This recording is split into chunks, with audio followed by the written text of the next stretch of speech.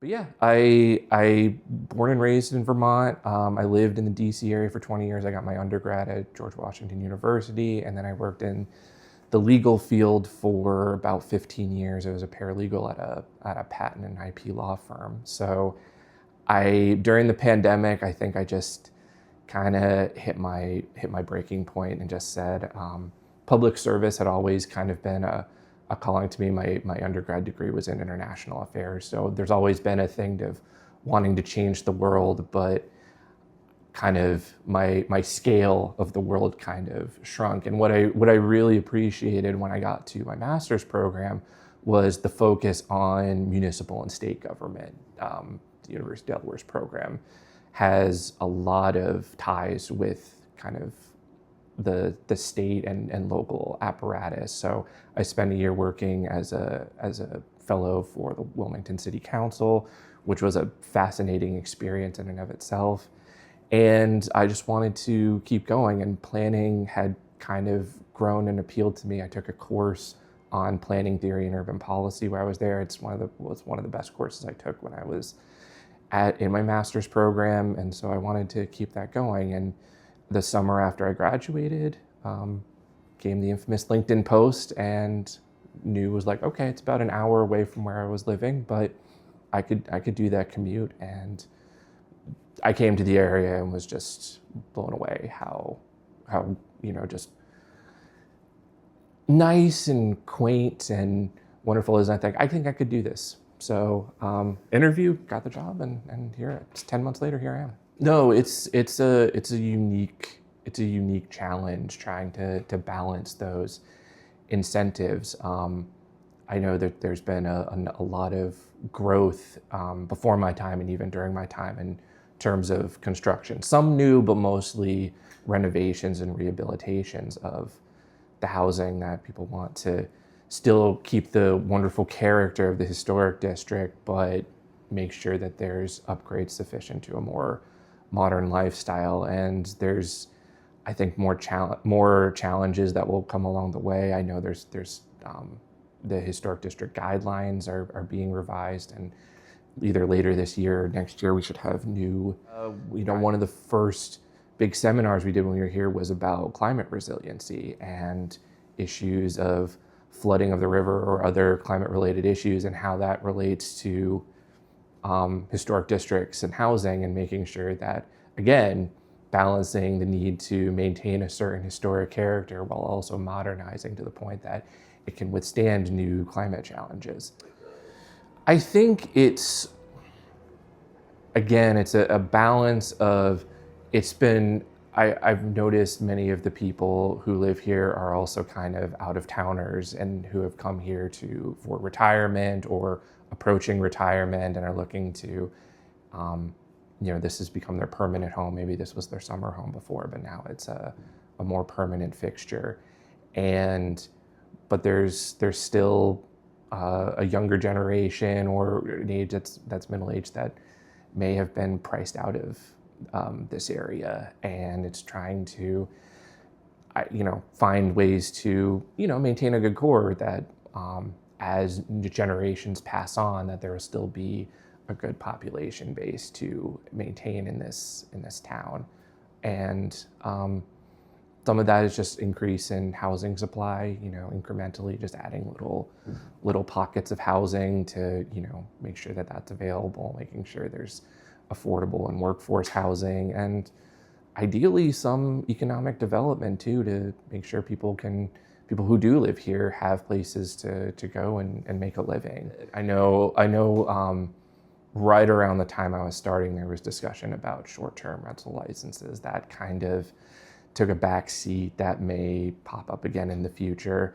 When it comes to housing, that's a concern, in the sense of wanting to make sure that there's enough long-term housing for people who want it. But we are also a town that has 2 hotels and many people who come for different events like Tea Party and downrigging festivals. So I think I'm a person who believes in balance. I've used that term many times now, but just finding a good enough availability to make sure that people who want to come in and contribute to the tourist economy have ample space to do so, but while also making sure that people who live here long term have spaces that they can stay in full time.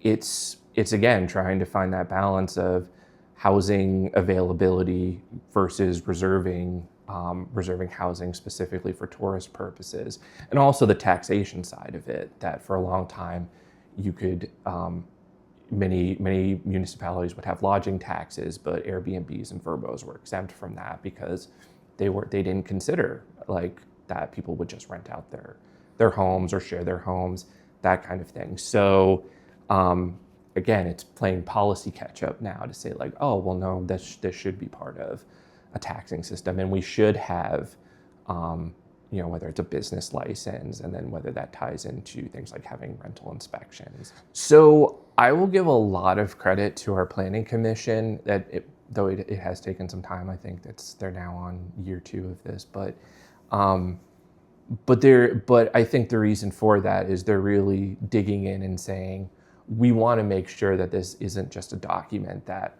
we write, put on the shelf, and ignore afterwards. We want this to truly be a guiding document for how we see the town looking over the next decade. So they're taking it very seriously. We're now in workshop mode where every couple of weeks we're doing longer workshops, and there's been a tremendous amount of progress. Fingers crossed, we're hoping that we get this, wrapped and sent up by the end of the year, so then we can move on to comprehensive rezoning. I think the things they're looking at are important, and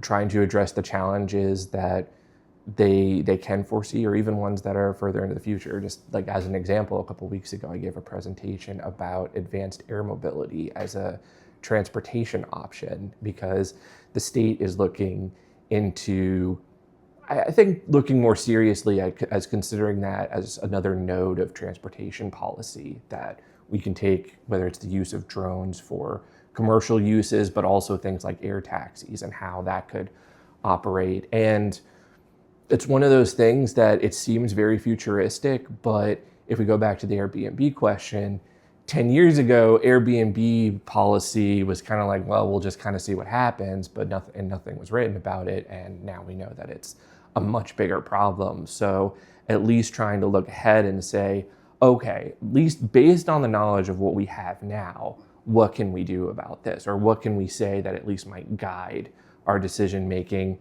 being humble enough to acknowledge that in 5 years, technology may have changed or advanced so much that we have to just take it as it stands and reevaluate. I mean, I think the biggest one is housing.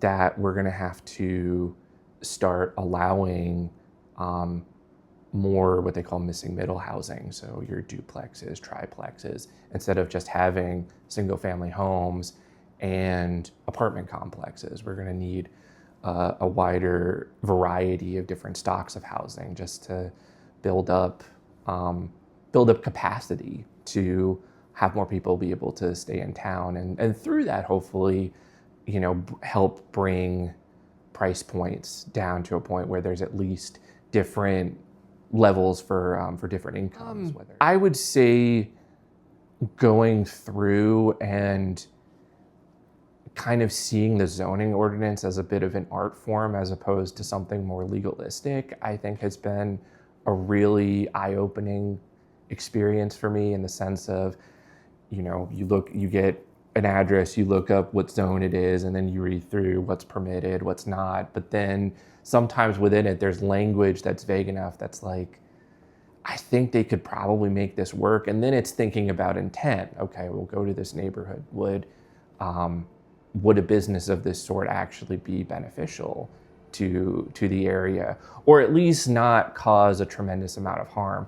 It's a lot easier for me to work with places that, if they were interested in starting a business in the historic district, if they just said, we rented a room at the top of one of the buildings, we're not making any structural changes, but like, it's just a little mom and pop business. So it's like, in that mind, I'm like, go for it. I think the idea of having very strict standards of saying this, you can list 200, 300 permitted uses and you still may not account for everything. Yeah. And so I hope when we get into rezoning that there's, there still needs to be contours to this, but I'm hoping that we can keep language that allows for a more broad, open interpretation while still understanding that there are designated uses in some spaces. Though I hope from, looking at how communities developed historically, places like the historic district are perfect for a mixed use kind of thing. So it's, right now we're right above a bakery, and then this is an apartment slash, newspaper organization. Like, this is what we want. So I hope that we can start to figure out ways to make sure that that continues to happen. And in the historic district, many of the buildings are technically legally non-conforming. So because they were developed well before recent zoning ordinances were put in place, that allows a lot of leeway in terms of the types of uses that can be used, especially if something was already in place for 50 years. It's like, no, we're not gonna get in the way of that. It's tricky when a new use comes in, that can always open itself up for some legal wrangling. But again, hopefully, that's kind of gets sorted out in rezoning, that we can still allow for multiple types of uses. I think it's fascinating being on this job for 10 months in terms of how much I've learned about what day-to-day government planning is actually like. There's a clear difference between, what you get in an academic setting and what you get in in a real life, and it's been truly instrumental. But then it's also about how people think about planning. I almost feel like, over this time I've really come to believe that urban town planning should almost be taught alongside like a civics course. And maybe that in some ways the civics we have is sort of needs to be inverted, in the sense that we focus so much at the national level, but we rarely focus on what happens at the state and local level. And yet that's probably more important to our lives than what actually happens at the federal level. Though it's still federal stuff, it's still important, but people can name branches of Congress, they can name the Supreme Court case that gave us judicial review, but they may not know what an easement is. And it's like, that's the kind of stuff that it's like, I wish more people would know.